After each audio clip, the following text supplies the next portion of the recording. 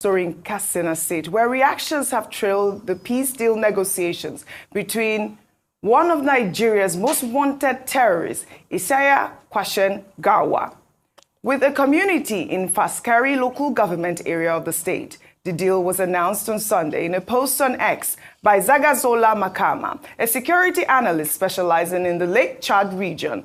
In the post, Makama explains that for a long time, the terrorists had been linked to kidnappings, killings, and raids across forest areas in Katsina, as well as neighboring states. Reactions to the story have been divided. While some see the development as a chance to restore calm in long-troubled communities, others question the sincerity of the bandit leader, recalling the atrocities attributed to his group. I mean, look at this man out there holding a rifle. He's out there, Rufai, and meeting with community members. And this is the sort of conversations we're having right now in Nigeria. I'll take the reactions trailing this story, and then we will continue.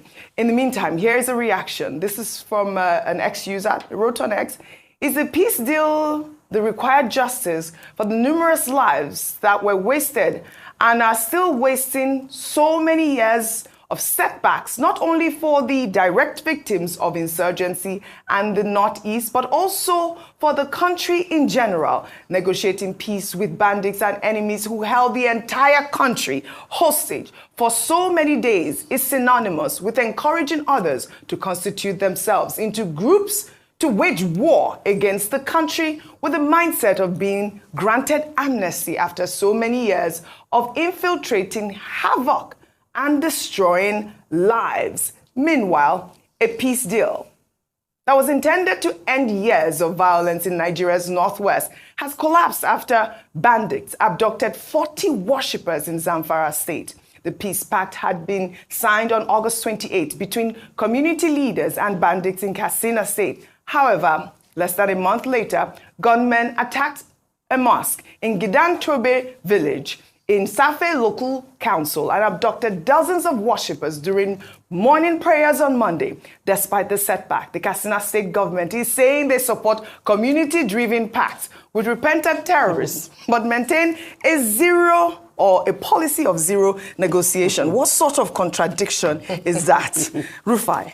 So when you see a society that the oppressors are beginning to have a very free reign, and the people that the government ought to protect, the government can't protect them, so they try to look for deals with their oppressors.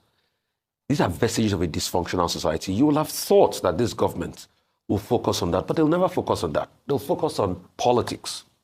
And that's why they were doing elections in Zamfara State, 5 local governments. I can't still process that thing. They deployed officers from Gombe and other parts, military officers, battalions were there. In security, you will never see that kind of mass deployment. You see, because number one, the government doesn't really care about you that much. So you are left in the hands of kidnappers and bandits. You have to beg them for peace deal. And that's the dysfunctional society we live in. And it's that kind of dysfunctional society that breeds people like Bago. That Badegi FM held his feet to the fire. He felt no other thing to do. He said he was going to demolish the station. Thank God Badegi FM didn't call to him. You know how many media stations that have called to dictators and outright bullies in this country? They took him to court and he was repelled. Now he wants to look at the sermons of preachers. At a point, if care is not taken, I'm not saying he has done it, but at this rate, maybe he'll start looking at all the phones and the call log of everybody because he wants to censor thoughts. The best antidote to react if they say you are not doing well is to do well. But in a large regard, in very big aspect, yes, he has gotten some successes right in agriculture, but in trampling of rights and things like that, he has not done well. Yeah. And we have to tell him what it is. In that interview, he made many blunders. And please, his chief press secretary should walk him about what they call image. He thinks he's straight talking, but he says a lot of rubbish. Just like what he said in that interview, that Borgu local government is bigger than the entire Southeast. So empirically, it was proven to be wrong. Borgu local government is not bigger than the entire Southeast. Right. So is this not the same man that told his police orderly to slap an imam or something? Yes, and the next thing, his reaction was, oh, he was an imposter. So even if it is an imposter, you say they should slap people like that. All right. So, you see, we have a dysfunctional society that celebrates dictators, give them a free rein to rule, to lead, to hurt, to demean. And we are meant to go and say rankadede to dictators. And when you speak out, you are told that you are not patriotic, and they will couch it around religious and tribal lines. I mean, this is the situation that we have in our hands at this point. We have this terrorist leader who is actually on the number 9 on the DSS list, most wanted, and he's out there. His pictures are there, and he's negotiating with the community. It is unfortunate. It is unfortunate. We have a picture of the man bandit there. was given chieftaincy title. Chieftaincy title. And government officials were invited to the ceremony, and they attended it. This is it not the same country where they were giving bandits wives? One state was organizing women for them. That if they got married, they would be... Oji, look at the military fatigue the guy is wearing. Come on. If you dare wear that camo, the military will beat you blue-black in public. But look at him. Look at him. Wearing a military cap. Unacceptable. It's the audacity and boldness of impunity. That's bandits and terrorists are criminals. They are. They do not deserve jollof rice. They do not deserve chieftaincy titles. They do not deserve any form of negotiation. No. The law of the land must be made to follow its course. Well said, Dr. Abati. Well said. We're turning now to Oyo State, where Peter Obi, the Labour Party's presidential candidate in the 2023 elections, recently paid a courtesy visit to the Olubadan designate, Rashidi Ladoja. During his visit, Peter Obi stated that Nigeria's history is incomplete without Ibadan, praising the city's significant role in the country's development. Obi also expressed confidence that Ladoja, a former governor and senator, will bring his wealth of experience to his new role as the 44th Olubadan of Ibadan land.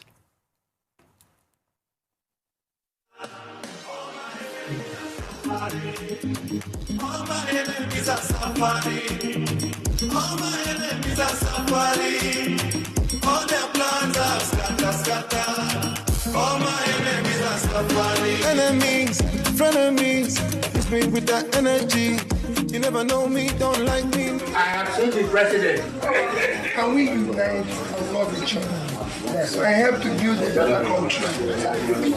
We have no other country except this one. And we must all build it together. All the plans are scatter. All my enemies are suffering.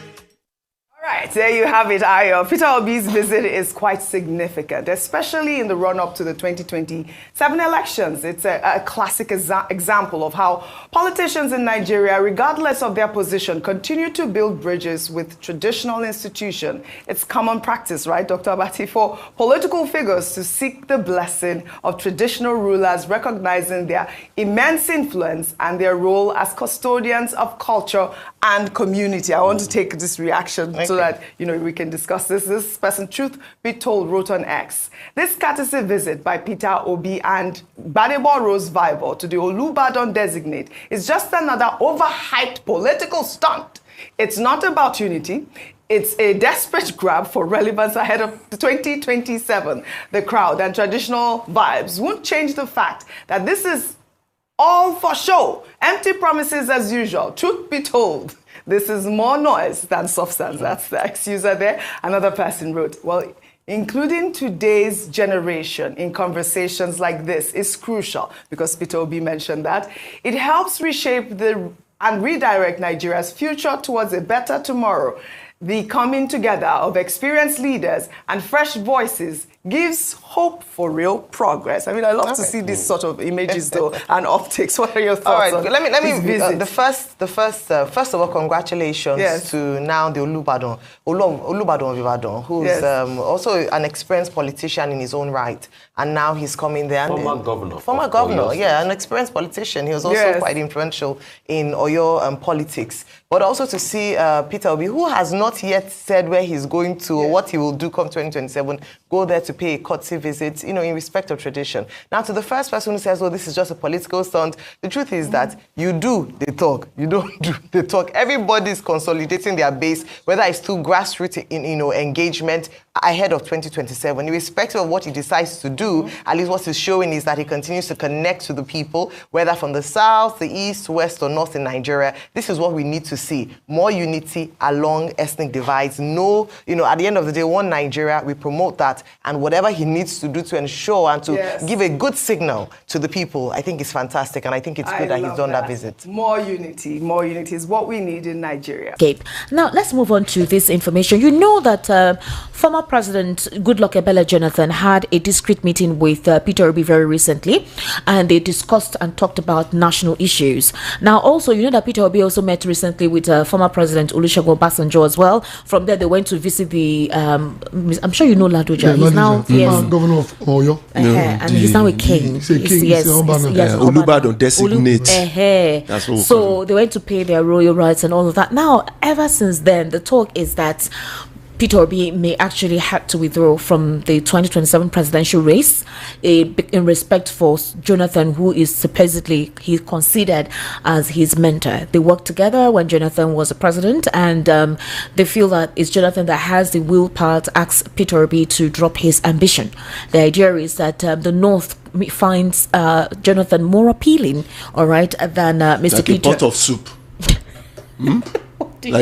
Like pounded yam with a goosey soup. Like a pot of soup? You said find him appealing. But because of that particular incident, the supporters of Peter Obi are saying, what are people even thinking about? How can Peter Obi want to withdraw from the race? Could this be another distraction, just to cause confusion? Jonathan, okay, if that is the case, when will Jonathan speak? Is he waiting for 2026? Others feel that if Jonathan eventually decides that the current government in power, the APC, would go to court and look for somewhere within the constitution that invalidates Jonathan from contesting, and before you know it may be too late. So the fear of choosing Jonathan as a presidential candidate with either the ADC or the PDP is something that is under question. But the thing is it possible, basically because of Peter Obi's loyalty to Jonathan, that he may shelve his presidential ambition and possibly work along with Jonathan? Esther, thank you for that question. We have been seeing it. What I'm telling you emphatically that those things are rumor mongers. They are rumor mongers. And I've told you before that this is election time, and people, you hear a lot of things. And also, I think Jonathan, they have gone to Federal High Court a year ago, have said that Jonathan can contest. But I said that Jonathan, if the court say Jonathan can contest, let him come out. But if anybody is telling you, I'm saying it emphatically now, that Obi will step down, that person is dreaming. Obi will not step down. Even though I'm not speaking for Obi. What if he wants to? Obi will not step down. Obi cannot. Obi will not. Mark my statement. You did, yeah. Mark my statement. Say he will not, he cannot. When I'm talking, mark it, and the other time you will call me and say, you have said it. Obi will not step down for Jonathan. But I would love Jonathan to contest if he so wish. But all these things we are hearing is there are rumor mongers. There's no truth in it. Okay, now based on that, somebody, I don't know if you know Mr. Tony Identa. Yes, you know Identa. All right. So apparently, because of the concentration on Peter Obi. So guys, you guys have listened to what Dr. Abbatiexpose and Rufai of Arise TV said about Bola Ahmed Tinubu because of this peace deal with these bandits. People are saying that why are the governments pampering these bandits? Instead of them to look for their hideouts and apprehend them, instead they are pampering them. People who are burning mosque, burning church, and killing people. Now, looking at this wonderful interview from VOP TV, you guys listening to what they said about Goodluck Jonathan and Peter Obi. We're hearing rumors of they are saying that Peter Obi is going to step down for Goodluck Jonathan. A lot of people are saying that it is not possible, that Peter Obi will never step down. There is not going to step down for Goodluck Jonathan. You guys listening to this wonderful interview from VOP TV. Anyway, guys, let me know your thoughts below. Tell me what you guys really think about this video. Let me know your thoughts by dropping your comments in the comment section below. And also, if you're coming across my channel for the first time, do well to hit the subscribe button, like and share this video. So guys, thanks for watching.